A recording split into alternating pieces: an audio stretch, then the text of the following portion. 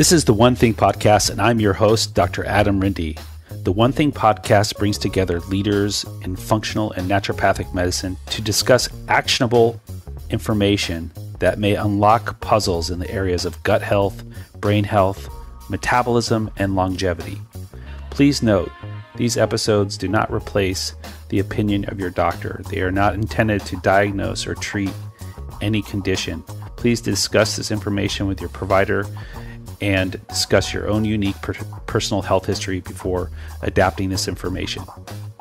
Please subscribe to our episodes so that you can stay on top of the most current information in these areas of medicine. Hey everybody, it's Dr. Adam Rindy. It's so great to be here with you again. I'm so delighted to bring on our next guest, Dr. Candice Esposito. She is someone who inspired me in the first place to do a podcast way back when 10 years ago when I first heard her podcast, The Calm Living Blueprint. She is now evolved in her work and is doing some really great integrative programs for people struggling with anxiety and anxiety-related disorders. She is on the podcast with me today, and we had a great discussion about the healing trap, how we get stuck in places where we feel like we're not okay and have a difficult time getting to a place where we feel okay with our health and ourself and our acceptance. We talk about the inner drivers of anxiety, and we talk about social anxiety. The conversation went into aspects of modalities that can help with anxiety, also how the root of many illnesses is being out of alignment with our true self, and also how part of illness is related to trauma. She's doing really good integrative work that includes polyvagal theory, also includes aspects of psychotherapy, nutrition, gut health, environmental medicine, and even spirituality and mysticism. So without further ado, I welcome you to this most interesting discussion we had on living calmly. Thank you so much for being here. Please spread the word with this podcast and share it with those that you think that would benefit from hearing this information. Candice, welcome to the One Thing Podcast. It's such an honor to be here with you today. Well, thanks so much for having me, Adam. It's been a long time coming, and I'm so grateful to be here. Yes, we were sharing offline that you were my main inspiration of starting my podcast in the first place, and to my surprise, that it was around 10 years ago when I first heard your podcast, and it was an inspiration to me back then, and I eventually launched my own podcast. So thank you for being a pioneer in sharing this kind of information to people in this format. Yeah, I was touched to hear that. I didn't know that about you, so I was touched to hear that. And it kind of blows my mind to think that I had started the Calm Living podcast over 10 years ago too. It's been a while. Yeah, it was a very soothing podcast for me to listen to during a time when I was really needing that source of inspiration and comfort. So, and then, here we are talking today. So it's quite exciting to me. Coming full circle. Yeah. Well, I'm grateful to hear that you got some benefit from it. Yeah. Thank you. Well, there's so much that I want to discuss with you, and in the limited time we have together. But I think one of the main reasons I reached out to you is you have a really amazing way to encapsulate issues related to anxiety and anxiety-related disorders, and sort of a vision, which is called the Calm Blueprint. And I thought we could just start off with hearing about the Calm Blueprint, what kind of the origin story of Sure. the Calm Blueprint. Yeah. It really comes out of my own personal experience. And, my experience over 20 plus years with severe social anxiety. I share about this in the first episode of the Calm Living Blueprint podcast, but it had gotten to the point, it was in my years in university where it was kind of most intense, but it reached the point where, it was all I could do, even just to go out for groceries. I remember going hungry at times because I was just, so anxious and so afraid just to walk a couple blocks down to the grocery store. And so it had gotten to a point where it just kind of reached its head, and I was like, this has got to change. I can't go on living this way. So I made a promise to myself that I would figure things out no matter what. And so it took a while. It was years of trial and error. And, me experiencing what I call now the healing trap, where I had this identity of being broken, right? Being damaged, not being worthy, that I needed to be fixed. And so seeking out a solution from this practitioner, to that practitioner, this therapist, to this counselor, personal development, self-help programs and tools, and so on and so on. Ultimately getting to a place where I had taken, kind of synthesized or filtered out different tools and aspects from my journey, from those trial and error experiences that were in service to me, that were working for me. And I eventually got to a point where I had people coming up to me and saying things like, "Oh, you change, you seem calm, you seem like a different person." And so that kind of started cluing me into the fact that there had been that shift that had happened, and wanting to share that with others. And so that was the impetus for the Calm Living Blueprint. At that point, I had already kind of been in naturopathic practice, I think, for a couple of years, still early on. But then my desire to want to help others kind of superseded, I guess, my fear of putting myself out there in terms of a podcast, which was good. But I still remember that anxiety before hitting that publish button. Yeah. Yeah. And your format was essentially you sharing teachings and like Yeah. insights and inspirations. And where has it evolved to today? Like how does the Calm Blueprint play a role in the things that you're focused on today? Yeah. It was interesting because I, recently launched what I called the Calm Living online retreat, a retreat from anxiety. And so, in preparation for launching that retreat, I had returned to the material that I had put together for the Calm Living Blueprint way back when.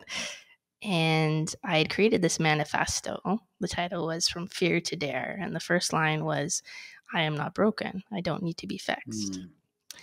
And I was like, wow, like that's basically the message that I'm really passionate about communicating now in the work that I'm doing with others, that I just like intuitively has been coming up again and again more recently.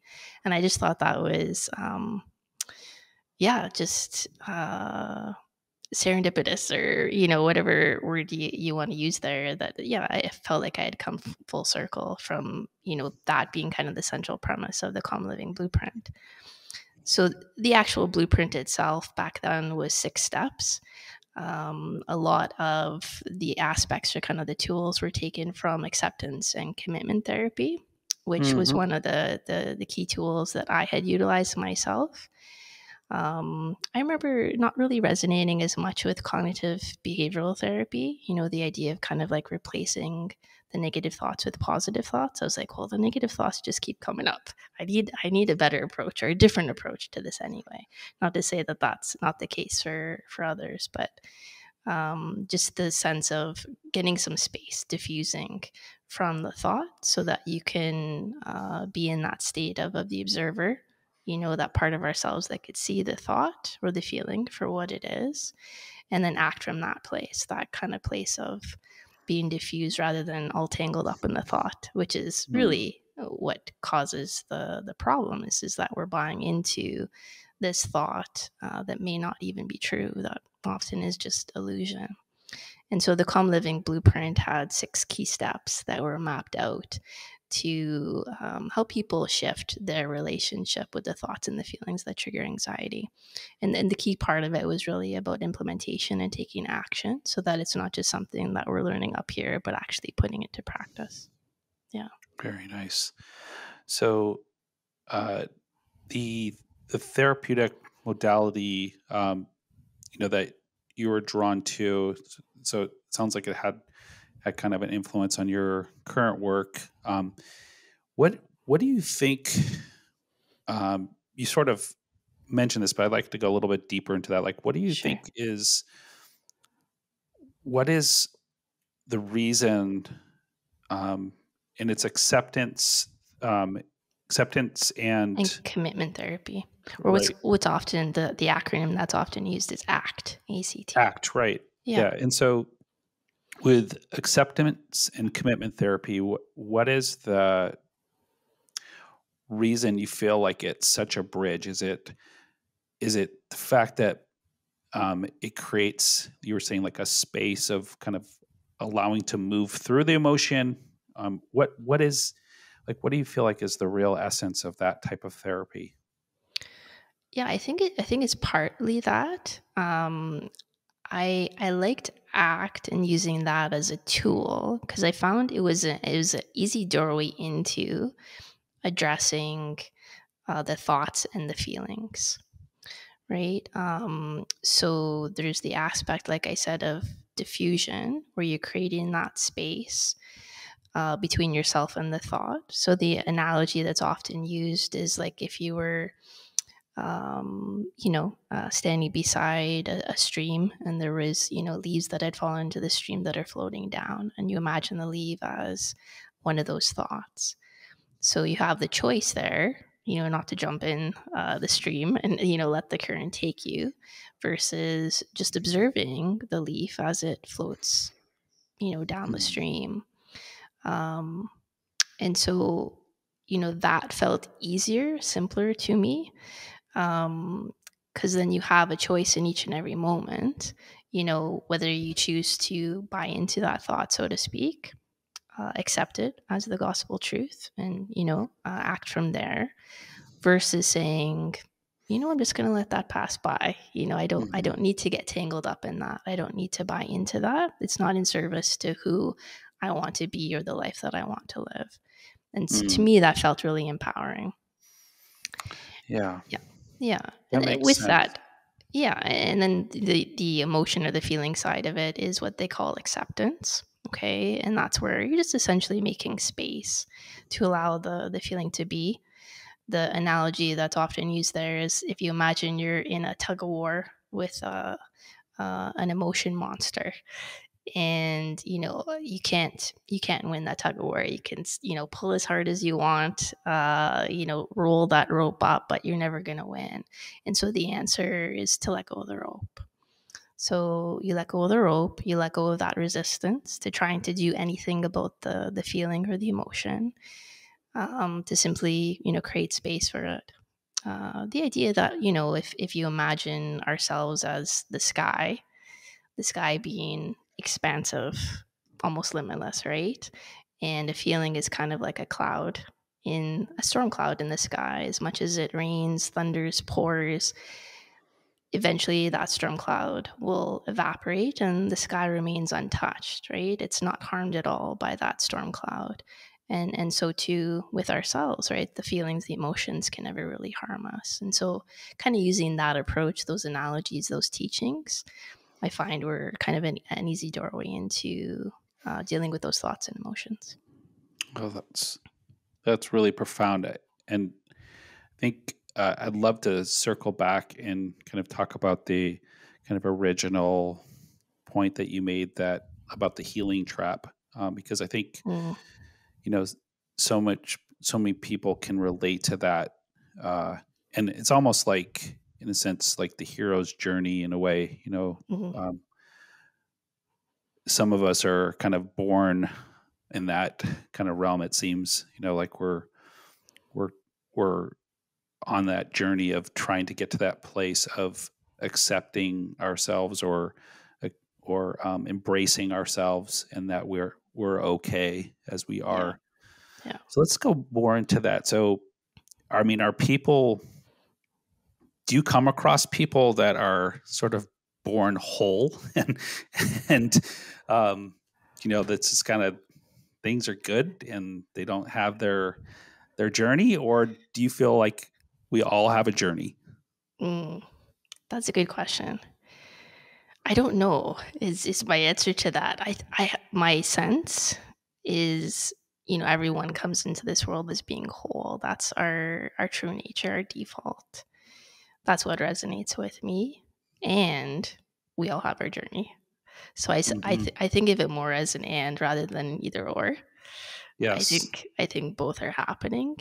Um, yeah, and so I mean, the healing trap to me is similar to what I described in my own personal experience, and I have witnessed this in the clients that reach out to me, the patients that reach out to me. It's being a naturopathic and functional medicine doctor, it's often the last resort, right?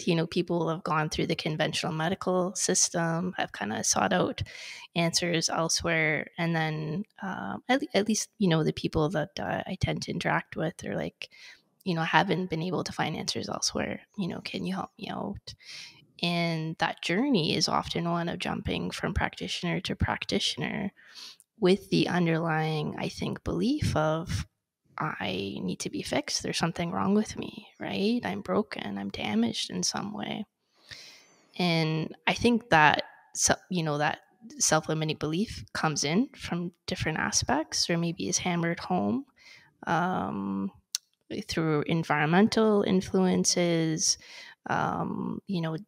developmental trauma, these different sources, right? That maybe kind of layer it down. So part of what I'm really passionate about communicating now, as I said, with the messaging that I'm using, is that health isn't fixed. It's an evolving potential, and I'm starting to use the word health creator, health creation, as opposed to even patient. Um, One of the kind of the concerning processes that I was seeing in myself as a practitioner. So I speak based on my own personal experience and realizing that I was part of the problem here. But then I also kind of am witnessing this as a trend, I think, in the wellness industry overall, is getting into the relationship of like if you think of the drama triangle, right? So you have the perpetrator, the rescuer, and the victim. And so if we apply this to health and people's experience, so you have someone with debilitating symptoms, say exhaustion, fatigue, anxiety, depression, chronic pain, what have you, that's having a large impact on their day-to-day life, right? Really influencing all aspects of their life. A person in that state is going to be more susceptible to thinking along the lines of victim consciousness, right? Those thoughts that I just mentioned, I am broken, I need to be fixed. They're more susceptible to those types of thoughts. So you get someone in that state, you combine that with, a system, be it conventional system, the wellness industry, holistic, like I said, functional medicine, naturopathy, that then comes in as the position of the rescuer, the person with the solution. But the concern with that is that it's still disempowering, right? Because, I saw myself as acting as the gatekeeper, right? I'm the one with the access to the functional medicine testing or the special professional line supplements that you're needing. And so is that approach, is that setup any different than, say the conventional medicine setup of handing over a prescription and telling the patient this is, what you need to Mm, take? It's still one of disempowerment, right? mhm, To me is very concerning, because I think, well, true holistic health should be self-empowering, right? mhm, Um, and so it was that kind of development that I was starting to see in myself, how I was practicing, even though the intentions were good, it was coming mhm. from a good intention place. But I was like, Right. well, is this really how I want to work with people? And so that started getting me questioning, even with the language that I was using. Yeah. Yeah. Yeah, I understand what you're saying, and see that play out quite a bit, Yeah. in day-to-day clinical practice. And um, it's really challenging to disentangle that, because in a sense there are expectations on both sides sometimes that these relationships are actually functional, Hmm. and Yeah. that this is the way the dynamic should be. Yes. Yeah. It's set And up within the system to play out that way. yeah, yeah. And what's sort of on the other end of the spectrum of that is, um, having partnerships, with providers or other people in your life, or um, people you consult with, where it's supportive. Hmm.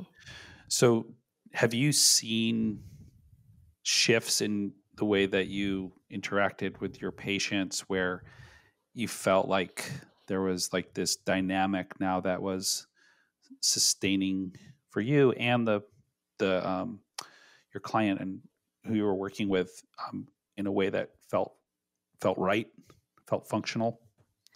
Yeah.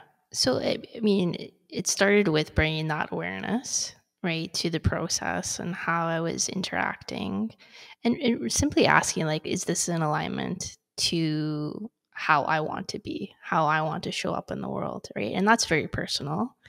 Um, and so from there, saying, well, what could that look like, right? What would I like that to look like? Setting Hmm. aside any perceived limitations.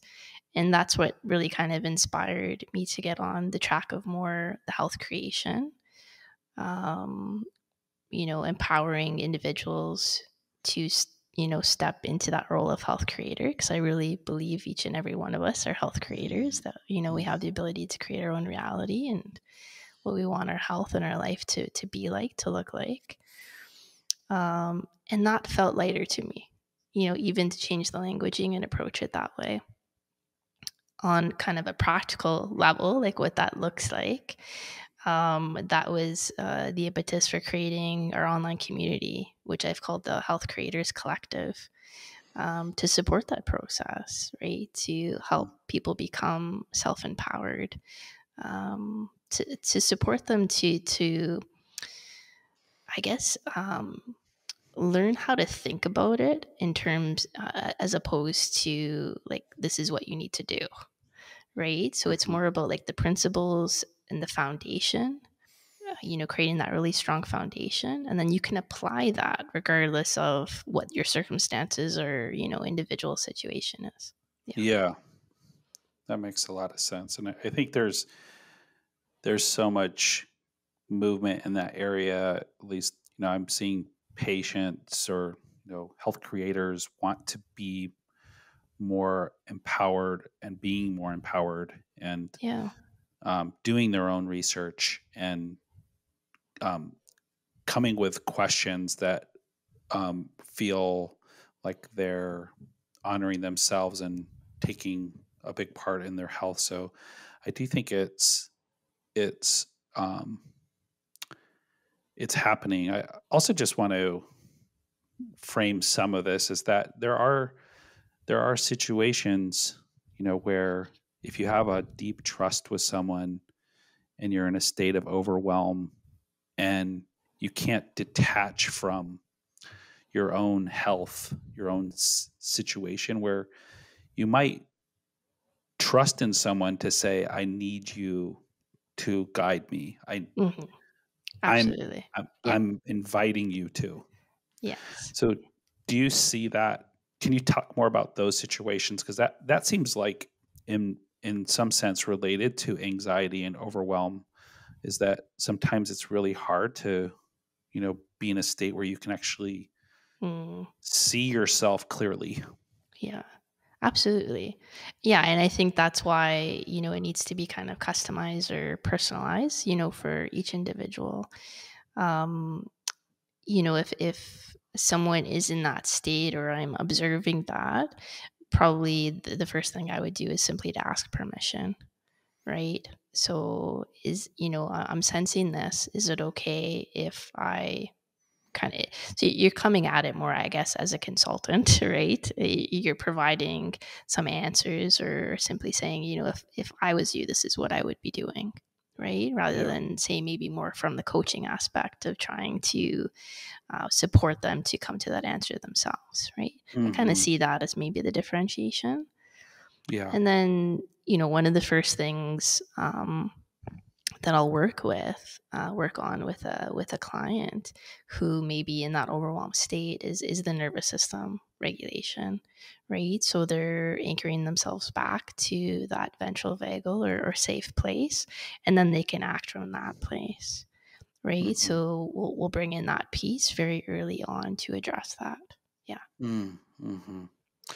Yeah, it's really fascinating because if looking at this through the kind of the trauma lens and thinking about that, I started in my own practice implementing a an ask for everything I do, like everything I Mm, want to do. So instead of saying, I need you to sit on the table, I'm going to take your blood pressure, I'm going to take your temperature, I'm going to take your heart rate, go stand on the scale, I need your weight, like, no. yes. Yeah. May I take your blood pressure? Is it Yeah. okay if I look inside your mouth? Is it okay if I examine your lymph nodes? Yes. Yeah. Every little step of the way, when there's that consent and that permission and that, like, yes, you can. Yes, I'm okay with it. Yes. Yeah. Those micro moments are really profound, and I've noticed the connection and trust between me and the the people that come to see me for health advice or health consultations has really gone up, and I feel better about the interaction because it feels more aligned with my values. Yeah. Yeah, beautiful. I think so too. And I think probably what you're doing as a result of that is creating a safe place, right? You're creating that Hmm. co-regulation, which speaks to the therapeutic benefit that they're receiving simply from the relationship with you. Yeah. Yeah, and I think in the world outside of a clinical room, even how we interact with other people about their health problems or what they're going through and their other problems, it's like, okay, so if someone is going through a hard time and then you bombard them with advice, Hmm. without them wanting it, Yeah. it can create a similar type of dynamic, right? Yeah. Yeah. It's not going to land, or it could create further anxiety and overwhelm. Yeah. Absolutely. Yeah. And I think it's usually coming from a good place. So I think, if someone is listening to this and they're like, oh, I did that yesterday. um, Yeah, the you know, intention behind it is usually one. Yeah, it's yeah, coming from a good place, like you said. it's either I don't want to feel the discomfort that I'm experiencing from the other person, or I don't want them to feel the discomfort. Right. Yeah, And the yeah, advice is kind of like a way of getting an uncomfortable emotion to leave the room or yeah, attempt to. yeah. And that probably speaks to our own work, right? Like I think of becoming trauma informed myself. The process there, it came from personal experience.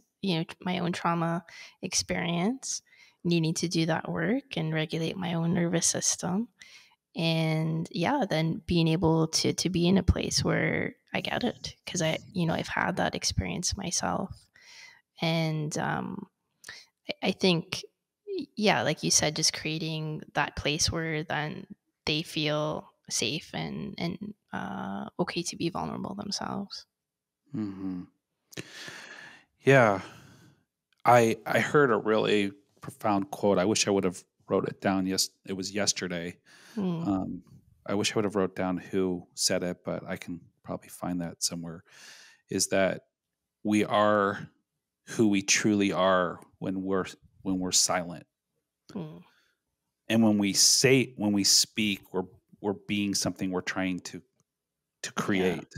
yeah, And so when we're with people and we're listening to them, the best thing we can do to give them ourselves is just be silence. silent. Yeah, stillness. Oh, yeah. I mean, it makes me think of when I first started off in practice and just like preparing for a new patient, like for initial consultation, the copious notes I would take, the research that I would do, the questions that I'd have all, prepped to ask them.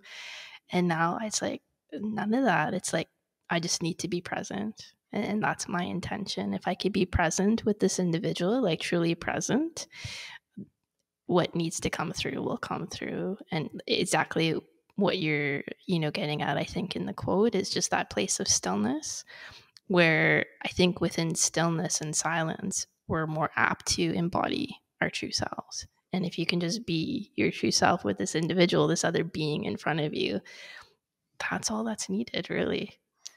Yeah. Yeah, and it's healthiest for both people, Yeah, right? for sure. Because you can sustain and show up and be yourself on Yes. any given moment. But if you're trying to be something you're not, that's not Yeah, sustainable. So absolutely. Yeah. Yeah. it's yeah, it's really really profound. And then you think about that prepping, like you said, for the interaction with the patient. I mean, I can Yeah. totally relate to that. Yeah. I remember I remember doing that as well.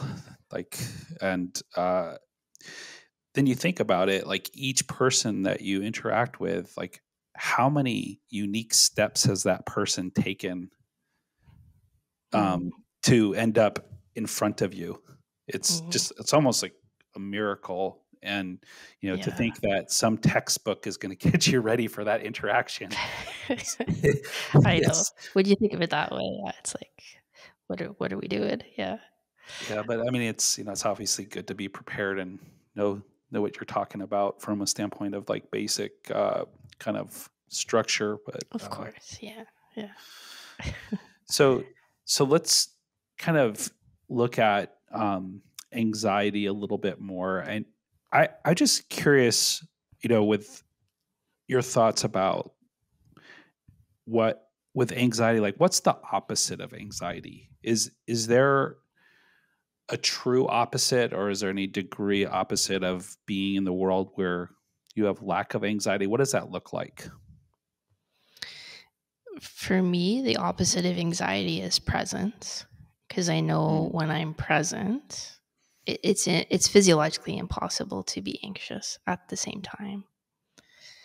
Um, so it's a red flag when I'm feeling anxious or depressed that I'm not present. I'm not in the here and now.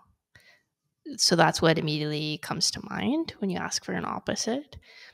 I think it can also look like calm, inner peace, peace from mind.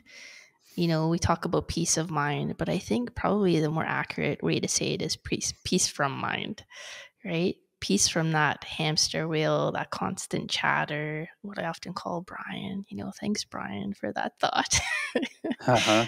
um, yeah, to me, that would be the opposite, or kind of maybe the other side of the spectrum of anxiety. Yeah.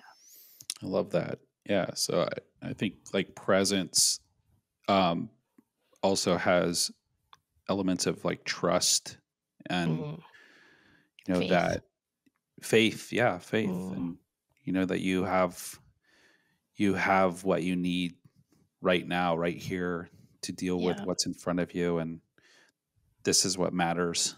Yeah. Exactly. I'm okay in No, this moment. Mm-hmm.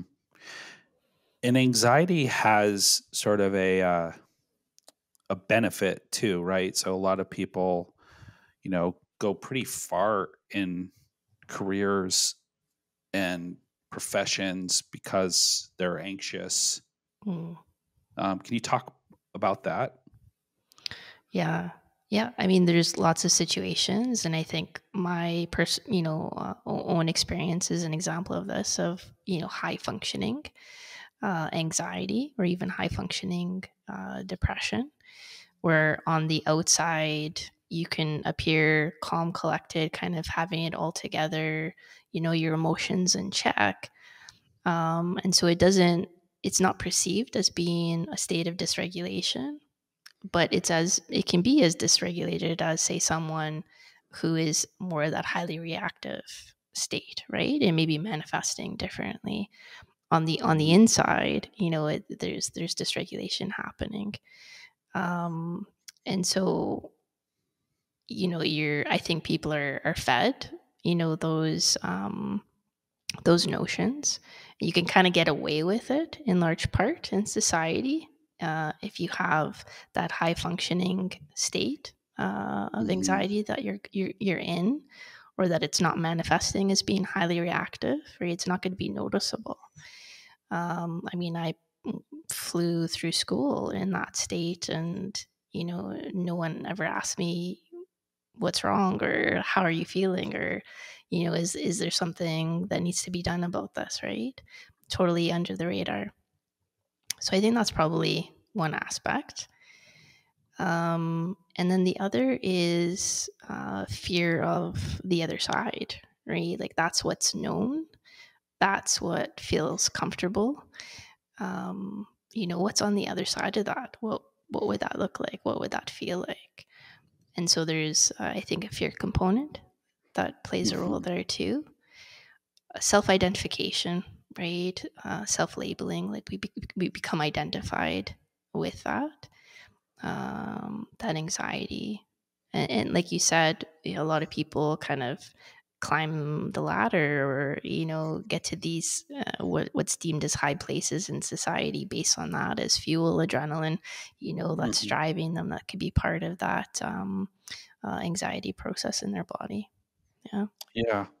And, just to go into that a little bit further, I mean, there's employers that, know that there are certain people you can go to, for um, certain functions or projects or deadlines or, you know, uh, fact finding or problem solving. And their, kind of anxious nature might make them really shine in a particular role of, sort of like, uh, sort of perfectionism or what have you. And I think you can get rewarded to that, and then you become kind of the person that Mm, takes that is the go-to. I see that happening a lot with a lot of people I work with, is because they're really suffering, mm. but their suffering is seen as a strength in So certain it's settings, rewarded.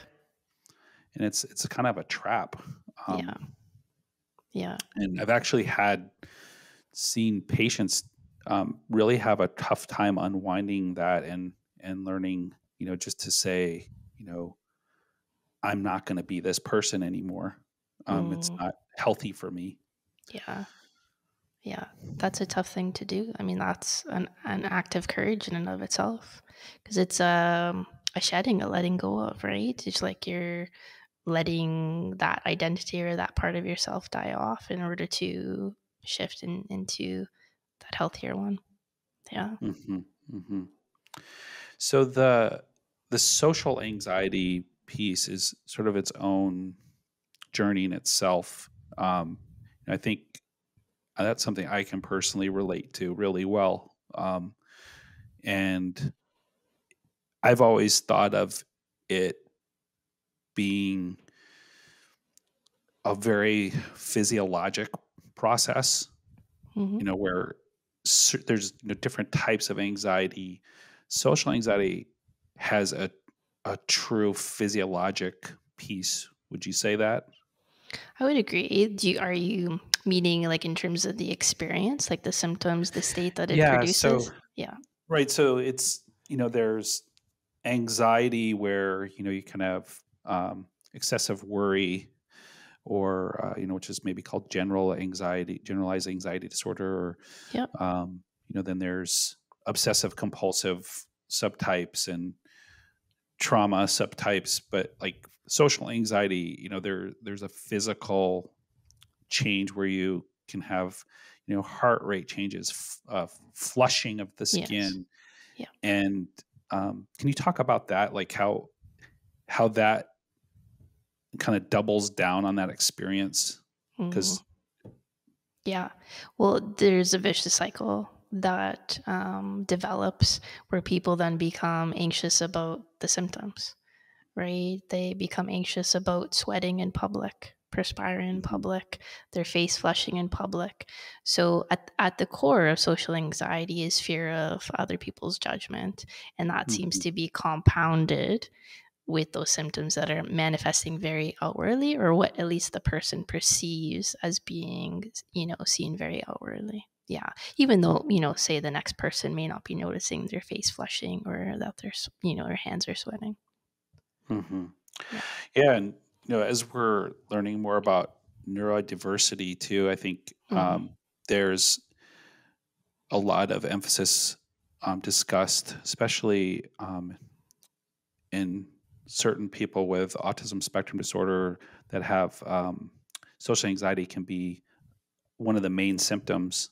Mm-hmm. Have you come across that in your I kind of have. your experience? Yeah, I have. I would say, a good percentage of, especially the original clients that I worked with under that Calm Living umbrella, would have been considered, on the spectrum to varying degrees. So yeah, I would say that that is the case. It seems to be a strong overlap there. Mm-hmm, mm-hmm.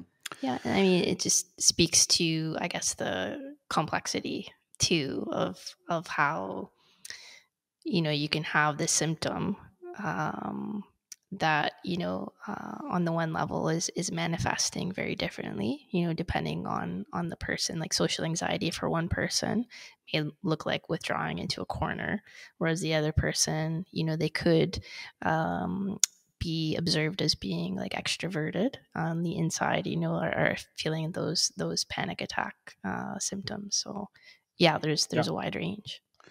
Right, and some people have learned how to mask, their social anxiety, and it might become across as like a social awkwardness Yeah. versus social anxiety, or feeling socially awkward. So yeah, I think it's, I think that I don't want to get too far from the essence of what we're talking about as far as moving or moving with this and moving through this. So when someone's kind of landed in this place, um, is there sort of, can you talk about the different elements of day-to-day life of working with some of the things that you teach people with? What are some of the modalities and elements of how people kind of learn from you? So it's a 9-step process that's kind of evolved from the original Calm Living Blueprint that I've now called Health Creation Blueprint. So the first step is always to bring in awareness and that self-reflection piece and figuring out the root causes. What are those root causes specifically for this individual, those imbalances that ultimately led to them having these concerns in the first place. In the people that I worked with, so it's been over 17 years of clinical practice now, and what I've noticed is that um, that you can really kind of pare the root causes down to a couple of things. One is trauma that's been stuck Mm. in the body, and two is living out of alignment with how the person wants to show up in their life, and who they truly are. And that out of alignment piece, it can look like different things, right? That part will vary, but there's something that's just isn't in honor with who they are. And I find that when we tackle that, the shifts start happening. The nervous system regulation piece is a big one. So the tool that I love to use is the Safe and Sound protocol, which Yeah. was developed by Dr. Stephen Porges. Yeah. I did that training. Yeah, yeah. Yeah. Yeah, so that's an auditory therapy. Very gentle. I mean, I love it. I went through it myself. It was actually the first tool I used after I was on the other side of that more recent experience with trauma. And so it was my experience working through that, kind of the shifts I noticed in myself that led me to say, hey, I want to get certified in this. And it's become one of the go-to tools that I use in practice now. I love it because people don't necessarily have to get caught up in the story so much. I think a lot of people have experience of talking about their story and having to talk about it again and again, kind of marinate in it, so to speak. And that can be sometimes a source of resistance for people seeking out health, because help is they don't want to have to rehash their story again, or relive that, right? Whereas with the Safe and Sound protocol, it's more about bringing a sense of openness and willingness to the process and just allowing the process to happen. It's very eloquent and gentle, which is why I love it. And it being an auditory therapy, it helps to regulate the vagus nerve. And then, we have what happens in session. So when I'm in session with the client and there's things coming up when they feel triggered, we're working on ways to re-anchor them back to that safe state, the ventral vagal state. And that also is, I find, a very empowering process, because then they're learning those tools and techniques themselves. They can take that and then use that to maintain the gains they've made after the protocol is finished. With the functional medicine and naturopathy background, we always look at the gut. So, Right. Healing the gut is a given. Looking at the possibility of toxins in the body and going through a drainage and detoxification process is a given. So those are usual key steps that we walk people through, more at the physiological or physical level. And then I incorporate kind of elements from a process that I've worked through called dream porting. It's kind of based on a little bit of alchemy and mysticism thrown in there, but more that spiritual component of alchemizing those self-limiting beliefs, turning that into things that we can use to kind of fuel the action that we take to create that life that we want to live. So it's a bit of a blend of naturopathy, functional medicine, elements of my learnings from acceptance and commitment therapy. So kind of the psychosocial models, along with a little bit of magic and mysticism thrown in there too. I Yeah, love it. yeah, So great. Yeah. That's so holistic, and it's got it seems like it probably you probably tweak it as you go, as yeah, it's an ongoing yeah. process. Yeah, I consider it to be evolving as well in evolution, and more recently bringing in elements of kind of quantum biology and bioenergetics, which I'm really excited about, and kind of for myself, I approach that more from a beginner's mind. I don't claim to be an expert in those fields whatsoever, but they excite me, and I'm very curious about them, and I can definitely see the potential that they have too. um, the more I've kind of worked with clients, the more I'm kind of leaning towards the energetic piece too. So getting back to people being out of alignment, often it's happening at that energetic level Yeah. or spiritual level, and I think if we're approaching it from a truly holistic place, we can't negate that. We can't ignore that. hmm Yeah. I'm smiling and nodding my head here because Yeah. the vagus nerve work like really put that piece together for me, Mm, as far as like that we're such energetic beings, yeah. and when our energy is right and we lead Yeah. with that, Yes. like so much happens that is just so nurturing and nourishing and makes life kind of juicy and fun. Yes. Everything seems to fall into place. Yeah. Like Flow state, flow. right? Yeah, exactly. Exactly. Yeah, Like, it's I, so much of like you and I have been in practice for as long as similar time, and so like mm, so much of my growing up was like this whole like self-help mentality, like if you change this about yourself, then you yeah. can be this. Yes. It's like, okay, well, that created what we've, that kind of like the first thing you said in this conversation, that just sets you up with like, oh, Yep. I'm not okay. Exactly. And I Just, think that's the trap that people can get into with personal development. And I know I did, being kind of like self-labeled high achiever, right? That idea of achieving an accomplishment, it sets you up to go down that track. And that's not necessarily going to be what brings health. mm-hmm. Oh, great.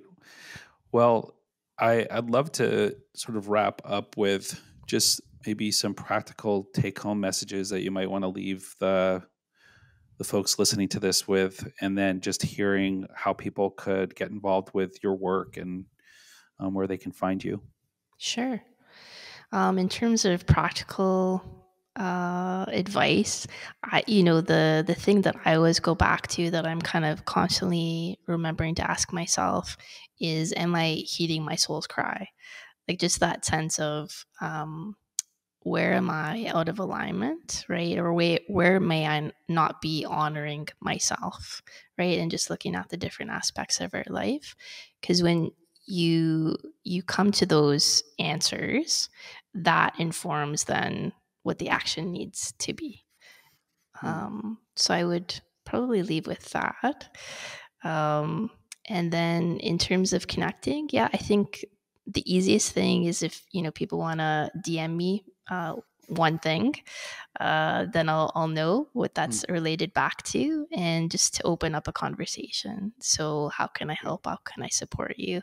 Is there a free resource that I can send your way if you're interested in working together? What could that look like? What kind of plan could we put together? Excellent. That's so helpful.